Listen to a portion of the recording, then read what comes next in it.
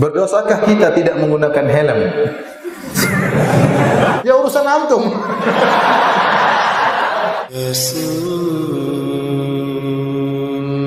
والقرآن الحكيم إنك لمن المرسلين.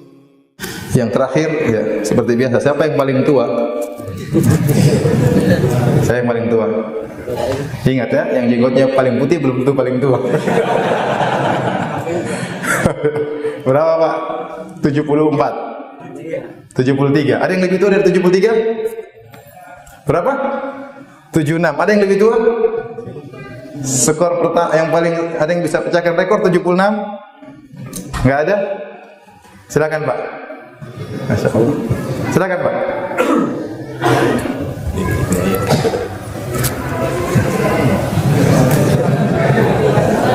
Saya ketemu orang kerabat saya, masih hubungan kerabat ya. Masya Allah umurnya sudah 70 sekian tapi kelihatannya masih 60-an.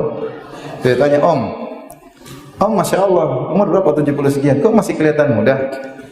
Kata dia, rahasianya ada Ustaz ya. Saya pernah pergi ke ibu saya bilang, Mak, mau apa Mak? Apa yang Mama inginkan cita-citakan? Kata ibu saya, Mama mau naik haji. Akhirnya saya carikan uang supaya naikkan haji siapa? Ibu saya. Saya nggak jadi naik haji, penting ibu saya dulu naik haji. Saya rasa itu yang buat saya apa? Dipanjangkan umur.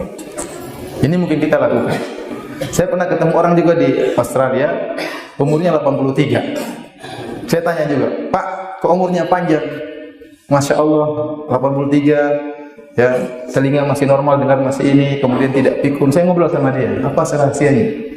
Kata dia, Ustaz, rahasianya satu, makan jangan banyak-banyak. Oh itu susah kalau gitu. Lebih baik yang pertama tadi. Kedua susah. Saya tahu saya punya kerabat, Masya Allah dia undang keluarganya, termasuk ibu saya diundang dari Irian, dikasih tiket bolak-balik, kumpul di rumahnya. Sampai dia keluaran miliaran untuk mengumpulkan kerabat-kerabatnya. Ya. Subhanallah ini alhamdulillah sudah meninggal dunia, umur sekitar 80 sekian, mungkin 81, 82 sudah meninggal dunia. Ya, tapi orangnya sangat dermawan, rezekinya lancar, alhamdulillah. Di antaranya sangat sering bersilaturahmi. Baik. Pertanyaan kita jawab sebagian tentunya.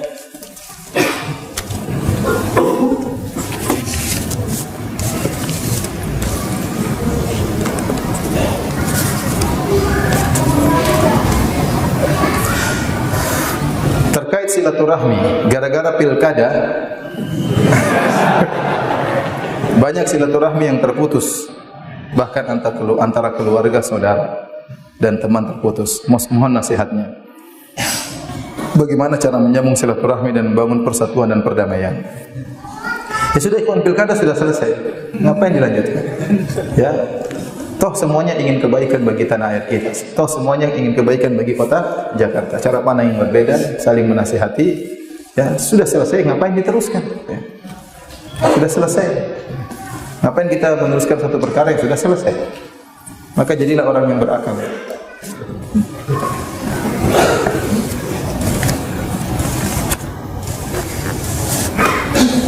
Banyak orang memutus silaturahmi gara-gara perkara yang sepele, gara-gara pilkada memutuskan silaturahmi, ngapain? Ya. Gara-gara bola memutuskan silaturahmi, ngapain?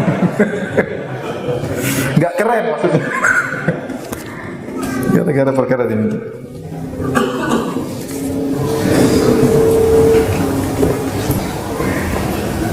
Sebelum mengenal sunnah, saya mengoleksi gambar atau lukisan dan patung makhluk hidup. Apakah barang-barang tersebut boleh dijual atau diberikan kepada orang non-muslim? Tadi yang benar tidak usah dijual, dibakar ya. Atau dirobek, tidak usah. Kata Allah, wala ta'awanu 'alal itsmi wal 'udwan. Janganlah kalian saling tolong menolong dalam dosa dan permusuhan.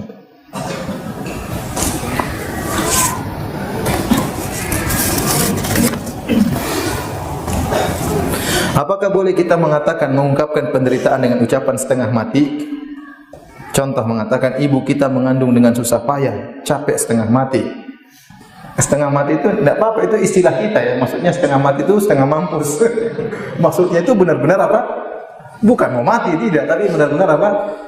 Susah ya. Ini istilah, kembali kepada maknanya, kembali kepada bahasa kita ya. Bukan maksudnya sebentar lagi mati, tidak. Tapi maksudnya dengan susah payahnya. Saya rasa nggak ada masalah.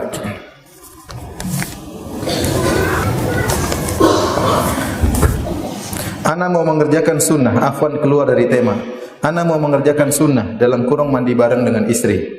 Tapi istri ana menolak. Dengan alasan ada hadis Nabi melarang kita berlama-lama di kamar mandi. Dia bilang sama istri, setengah di kamar mandi, setengah di kamar biasa ya. Kalau enggak, saya bilang sayangku tidak lama-lama, sebentar saja.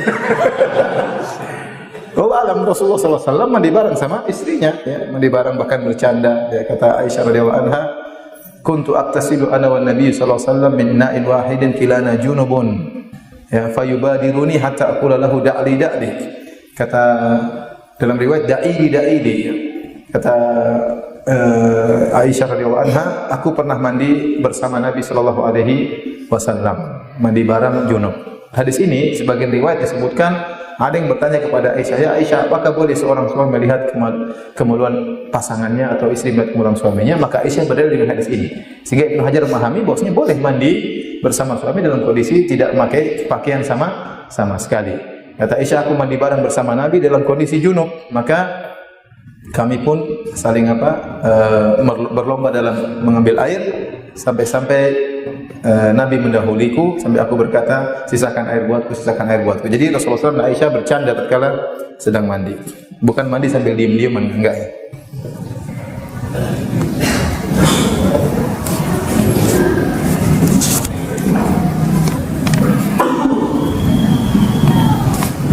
Bagaimana jika saya tidak pernah kontakkan dengan paman atau bibi saya? Saya tidak ada masalah atau keributan. Apakah termasuk silaturahmi? Yang memutuskan. Anda tidak pernah kontak sama bibi Anda, sama tidak pernah kontak sama istri, memutuskan silaturahmi tidak harus bertengkar. Terputus, tidak ada. Silaturahmi itu artinya berbuat baik kepada kerabat. Berbuat baik dengan harta atau dengan perkataan, dengan apapun. Kalau Anda nggak pernah kontak sama sekali, berarti terputus silaturahmi. Terputus. Apalagi zaman sekarang silaturahmi mudah. Nanti telepon sudah nyambung silaturahmi. Kalau tidak mampu untuk bersafar, telepon. Takut pulsa habis, SMS. Takut pulsa habis juga WhatsApp ya. Alhamdulillah sekarang sarana semakin mudah ya. Apa susahnya kita telepon tante kita, telepon bibi kita.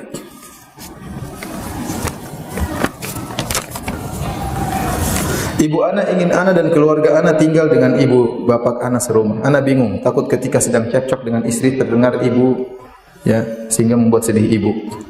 Beberapa ustaz menyarankan tetap pisah rumah antara orang tua. Mohon nasihat ustaz.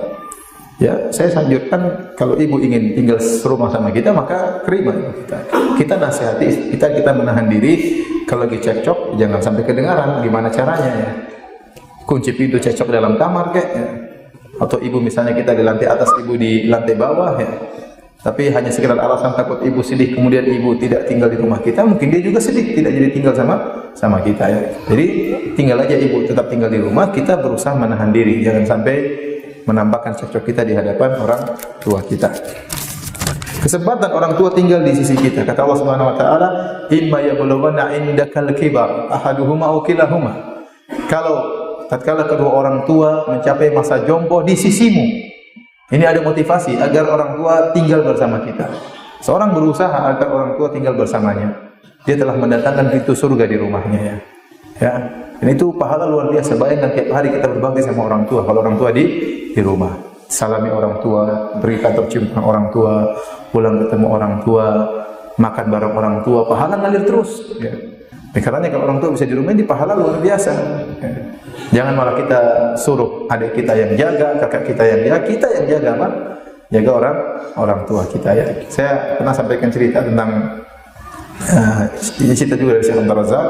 Jadi tentang kisah, saya sudah sampaikan ya, tentang kisah seorang yang menikah, kemudian dia suruh apa? Suaminya menikah dengan wanita yang cacat. Saya sudah sampaikan cerita ini. Sudah ya, bagaimana akhirnya anak-anaknya rebut-rebutan untuk bisa berbakti kepada ibu tirinya. Padahal ibu tirinya bagaimana lagi dengan ibu kandung. Jadi seorang berusaha agar orang tuanya tinggal bersama dia. Kecuali kalau keadaan darurat tidak memungkinkan, maka lain cerita.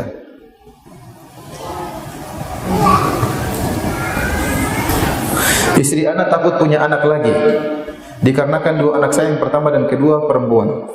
Jadi istri saya takut kalau anak yang ketiga juga perempuan lagi. Gimana menasihatinya Ustaz? Kenapa harus takut punya anak perempuan? Berarti ada 3 anak yang akan menghalangi kita dari neraka apa? Jahanam. Ya, tidak apa-apa. 7 anak perempuan tidak apa-apa. Tidak apa-apa. Ya, rezeki sudah ditanggung. Yang tanggung Allah Subhanahu wa Ta'ala. Nasihati sama istri. Mungkin istri takut dimarahin sama antum. Kenapa perempuan lagi ya? Dia takut dimarahin, dia sudah nggak usah punya anak. Antum tunjukkan bahwasanya antum ingin punya anak, laki perempuan nggak ada masalah. Tunjukkan sama istri. Insya Allah istri muda untuk punya anak.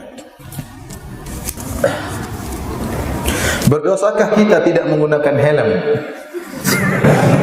Tunggu dulu.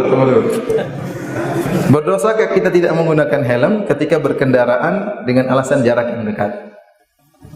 Melanggar peraturan apa? Pemerintah. Jadi Allah yang menyuruh kita taat kepada pemerintah. Atiullah wa atiur rasul ulil amri minkum. Kata Allah, taatlah kepada Allah, taatlah kepada Rasul dan taat kepada pemerintah, pengurus urusan kalian. Ulil amri secara bahasa artinya yang ngatur urusan kalian. Itu ulil amri secara bahasa apa? Yang ngatur urusan kalian. Dan kita tahu yang ngatur urusan kita ya pemerintah. Oleh karenanya bukanlah misalnya kelompok-kelompok kecil punya amir-amir kecil, itu bukan ulul amri karena mereka enggak ngurusin urusan kita, paham? Ada jamaah ini jamaah Islamiyah, jamaah ini punya amir sendiri, jamaah ini punya amir sendiri. Itu bukan ulul amri. Apa dia ngutur urusan kita? Kalau ada serangan kita siapa yang ngurusin? Apa dia punya tentara untuk membela kita? Ya. Kalau negara kita diserang, ya. Kalau ada masalah apa-apa, bukan mereka yang ngurus, yang ngurus itu adalah pemerintah yang ngurusi urusan kaum muslimin. Nah, Allah suruh kita taat kepada pemerintah selama mereka merintahkan kepada perkara yang baik. Allah mengatakan taatlah kepada Allah, atiur Rasul, atiullah, atiur Rasul, taatlah kepada Allah, taatlah kepada Rasul dan ulil amri. Justru kata Syekh Utsaimin rahimahullah, justru taat kepada ulil amri itu adalah pada perkara-perkara yang tidak ada dalilnya, yang tidak bertentangan dengan syariat. Kalau ada yang ada dalilnya, enggak perlu pemerintah. Kita sholat tidak tunggu pemerintah suruh kita sholat, paham? Kita puasa tidak suruh tunggu pemerintah suruh kita puasa, karena memang Allah yang perintah langsung, Nabi yang perintah langsung. Justru tatkala pemerintah menyuruh kita yang tidak ada dalilnya tapi mendatangkan maslahat, justru kita harus patuh pada perkara tersebut. Di antaranya contohnya sederhana, membuat surat nikah. Ini ada aturannya atau tidak? Kita disuruh menikah pakai surat nikah atau tidak? Ya. Ada masalahnya atau tidak? Ada. Kalau nggak ada masalahnya nanti orang gimana? Orang berzina ngaku sudah nikah. Mana suratnya? Nggak perlu surat nikah. Tidak ada di zaman Nabi SAW. Yang lain kondisinya. Sama. Pemerintah membuat lampu merah. Ya. Ini tentunya ada maslahatnya. Ya. Maka kita taat kalau memang itu ada maslahatnya. Dan aturan-aturan yang lainnya. Kalau memang ada maslahatnya, kita taati. Kalau nggak ada maslahatnya atau ternyata menyelisihi syariat Allah, maka tidak perlu ditaati. Karena la ta'ata li makhluqin fi ma'siyatil khaliq. Tidak ada ketaatan kepada makhluk dalam rangka bermaksiat kepada Allah Subhanahu wa taala. Istri saya suka cek-cek HP saya. Istri kamu apa istri saya? Atau istri kita? Semisal cek WhatsApp atau SMS, padahal sudah saya nasihati tidak boleh seperti itu, tapi dia suka bandel. Minta nasihatnya Ustaz. Kebetulan istri saya spesial, saya ajak ke sini.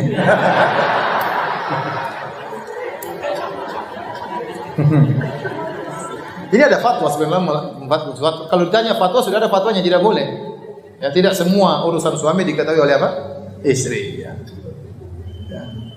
Bukan berarti setiap suami datang harus dilihat apa? HP-nya. Sesekali suami tentu izinkan. Tapi kalau tiap hari dilihat, ya, akhirnya timbul kecurigaan, curiga macam-macam, ya. Maka tidak pantas, tidak layak, ya. Ini ada fatwanya. Saya bilang ada fatwanya khusus masalah ini. Ya, tidak semua urusan suami harus diketahui oleh istri. Tapi tentunya sesekali melihat tidak mengapa, ya. Tapi kalau tiap hari suami datang kemudian dia ambil HP-nya, diperiksa, mana yang sudah dihapus. Kenapa kamu hapus? Ya ini repot seperti ini. Ya. Ini timbul curiga ini. Dan tidak boleh, tidak harus istri mengetahui seluruh urusan suaminya. Saya ingatkan, tidak harus. Itu bukan hak istri. Hak istri adalah dia dapat nafkah lahir batin, ya sudah. Ya, tidak semua urusan bisnis suaminya harus tahu, tidak semua urusan teman-teman suaminya harus tahu. Ya, suaminya tentu harus bertakwa kepada Allah Subhanahu wa taala.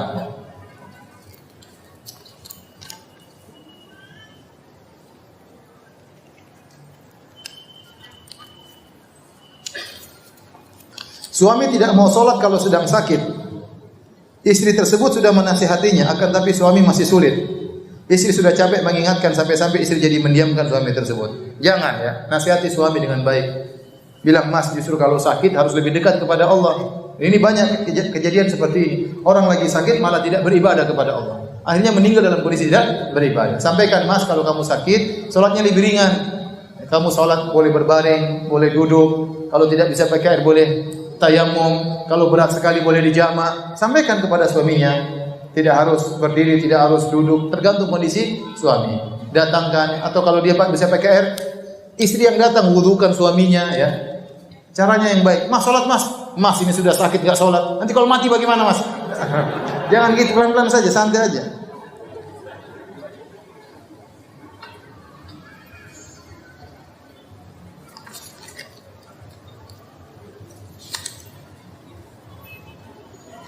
Apa harus dilakukan ketika istri selingkuh? Apakah diceraikan sementara suami masih ada rasa cinta dan demi anak-anak yang sudah ada? Kalau istri selingkuh dalam artian berzina dengan lelaki lain, lihat kondisinya. Kalau saya katakan apakah boleh suaminya menceraikan? Boleh. Itu diantara alasan yang sangat kuat. Suami langsung menceraikan istrinya kalau dia berselingkuh. Jangankan berselingkuh, dia berdua sama laki-laki lain, kita boleh cerai, enggak ada masalah dan tidak berdosa sama sekali. Tapi kita melihat masalah dan mudarat. Kita melihat masalah dan mudarat. Bisa jadi ya, sebab terjadi perselingkuhan ternyata kita juga sebabnya. Bisa jadi kita kurang dekat, bisa jadi kita kurang perhatian, bisa jadi kita yang membiarkan dia berwhatsappan ke sana sini, bisa jadi kita membiarkan dia membuka akun Facebook, dan itu terjadi. Sebagian orang belikan HP buat istrinya, disilakan buka Facebook, ternyata istrinya tidak amanah, akhirnya berhubungan dengan laki-laki dan akhirnya terjadi selingkuh. Ya. Namun kita lihat masalah mudarat. Secara hukum syar'i bagaimana? Bolehkah suaminya bertahan dengan istri yang sudah berzina? Kalau istrinya ternyata bertobat kepada Allah Subhanahu wa taala dan benar-benar bertobat, dia menyesali perbuatannya, ya, berusaha dan bertekad untuk tidak mengulangi lagi, ya, maka saya rasa lebih baik dia bertahan. Orang bisa saja melakukan kesalahan, meskipun kesalahan tersebut sangat besar. Ya, apalagi dia katakan dia masih sayang kepada istrinya, maka saatnya dia lebih dekat kepada istrinya. Dia ingatkan istrinya untuk bertakwa kepada Allah, ya. Ingat anak-anak bahwasanya musibah zina akan bisa jadi bukan cuma mengenai kamu, bisa mengenai juga anak-anak, ya. Ingatkan hal tersebut. Tapi kalau istrinya tidak bertobat, malah gatal sama laki-laki lain, ceraikan saja. Allah gantikan yang lebih baik. Ini pertanyaan, bolehkah seorang yang bukan ustadz menyampaikan ilmu agama di masjid sesuai dengan yang dia mampu? Ada hal-hal yang semua orang tahu, misalnya wajibnya sholat, tentang ini syirik, ini tidak boleh, ini maksiat, ini riba. Ya, semua orang boleh menyampaikan, tidak harus ustadz, tidak harus ustadz. Adapun perkara-perkara yang detail, yang pelik, maka itu harus ustadz. Jangan seorang menjadi sok jadi ustadz, ya. Tapi kalau perkara-perkara yang wajar, yang semua orang juga tahu, perkaranya mudah untuk dipahami, tidak mengapa seorang misalnya mengambil buku terjemahan karya ulama, kemudian dia baca di hadapan jamaah. Tidak usah dia komentari macam-macam. Ya, dia baca saja sesuai dengan penjelasannya. Tidak mengapa, dia tidak memposisikan dirinya sebagai ustaz, tapi dia hanya sekedar membacakan perkataan para ulama. Kalau memang tidak ada dai sama sekali, mau bagaimana lagi? Ya. Ke kampung-kampung, tidak ada ustaz situ, menunggu ustaz datang. Enggak ada ustaz, enggak akan datang. Ya udah, kamu aja yang khutbah Jumat, enggak ada masalah. Enggak perlu tunggu ustaz, semampunya. Kalau tidak ada yang ustaz, ya sudah, yang ada yang hendaknya yang melakukan. Jangan nanti terus gimana nanti. Sudah ceramah saja, enggak ada masalah. Ustaz nanti salah itu wajar. Salah itu wajar, yang penting mau diperbaiki. Bukan salah kemudian bertahan dengan kesalahan, malah membela diri dari kesalahan, itu yang ngawur. Salah itu wajar, ya. Maksud saya, untuk perkara-perkara yang pelik harus ustaz. Tapi kalau perkara-perkara yang semua orang tahu atau sederhana, tidak mengapa, tidak harus ustaz yang menyampaikan.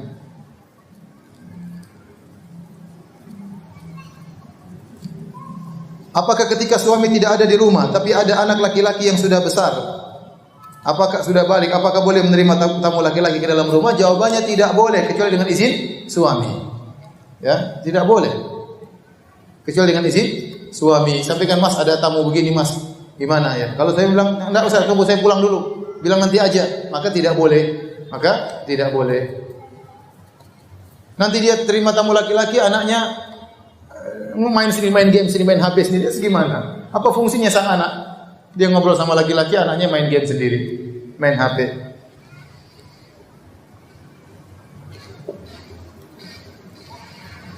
Bagaimana nasihat Ustaz untuk pemuda yang ingin menikah, namun sang pemuda adalah tulang punggung keluarga? Nah, menikah saja, insya Allah. Menanggung keluarga tidak terlalu mahal. Enggak usah beli rumah dulu, kontrak dulu, ya. Motor dulu, ya.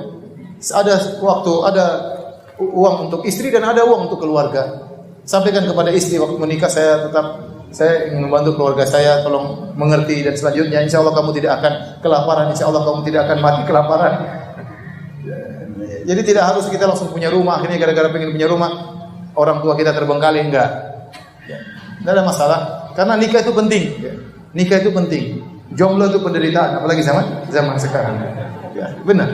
Oleh karenanya segera menikah. Tidak apa-apa, insya Allah Allah kasih rezeki. Allah kasih rezeki tambahan, jangan khawatir. Saya mau bertanya terkait hadis malaikat melaknat istri karena membuat kesal suami. Jika saya sebagai suami kesal, namun sebelum tidur saya berdoa agar malaikat tidak melaknat. Dia sayang sama istrinya. Malaikat jangan laknat dia. Dia istriku, man. Kalau dia terlaknat istriku, satu tidak ada yang lain lagi yang malaikat, cuma dia sendiri. Wallahu alam, saya enggak tahu. Saya enggak tahu. Apakah ini berkaitan dengan hak Allah atau murni hak suami? Kalau berkaitan dengan hak suami, maka suami boleh menggugurkan haknya. Tapi kalau ternyata itu juga adalah berkaitan dengan hak Allah, maka itu urusan Allah Subhanahu wa taala. Jawabannya wallahu alam, saya tidak tahu. Saya ingin bertanya, saya bekerja di suatu perusahaan elektrik profesional. Apakah boleh saya mencari rezeki sampingan di luar dari perusahaan? Saya rasa tidak mengapa, tetapi tidak boleh mengurangi jam kerja yang sudah disepakati dalam MOU antara Anda dengan perusahaan. Ya, kalau tidak mengganggu jam kerja, enggak ada masalah. Bagaimana jika kita takut menikah karena khawatir tidak dapat memenuhi hak suami? Ini was-was ya. Was-was. Kita belum jalani sudah mundur di luar. Ya ukhti, kalau anti menikah, banyak pintu-pintu kebaikan. Anti punya anak, anti sudah tua ada yang ngurusin, anti sudah meninggal ada yang doain, ya. Namun memang ada ujian. Melayani suami, saya katakan memang berat, ya. Di antara kalau saya boleh katakan jihadnya perempuan adalah bersabar dengan suami, taat kepada suami, ya. Apalagi zaman sekarang banyak hal-hal yang mendukung para wanita untuk membangkang suaminya. Tontonan-tontonan, berita-berita dan macam-macamnya. Kemodernisasi yang luar biasa menjadikan wanita untuk membangkang suaminya. Maka jangan khawatir, insya Allah nikah saja, ya, dan jalani apa yang dijalani. Allah berkata, la yukallifullahu nafsan illa wus'aha. Allah tidak membebani luar kemampuan seorang. Kalau kita berusaha semaksimal mungkin, ada kekurangan Allah akan maafkan.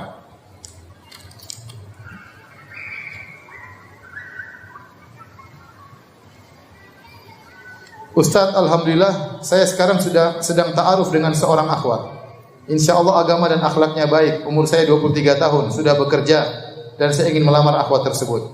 Tapi akhwat tersebut menunda waktu sampai 3 tahun karena alasan belum siap.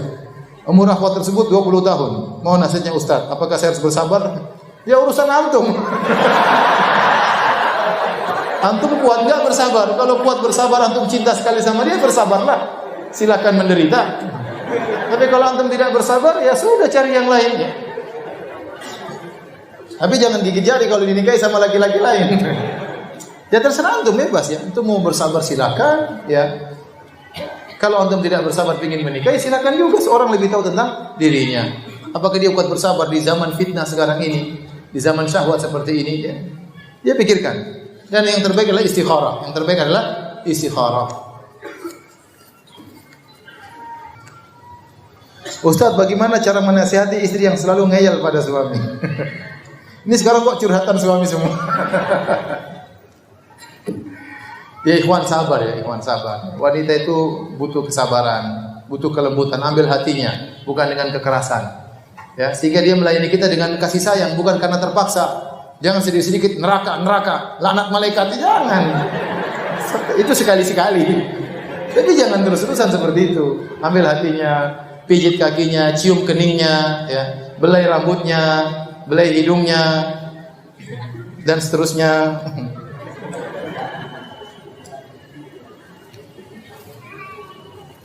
Yang jomblo menghayal doang gitu ya. Baik, demikian saja hadirin hadirat kajian kita pada kali ini. Mohon maaf masih banyak pertanyaan yang bisa dijawab. Bisa ditanyakan kepada para ustaz yang lain. Subhanakallah bihamdik asyhadu an la ilaha illa anta astaghfiruka wa atubu ilaik. Assalamualaikum warahmatullahi wabarakatuh.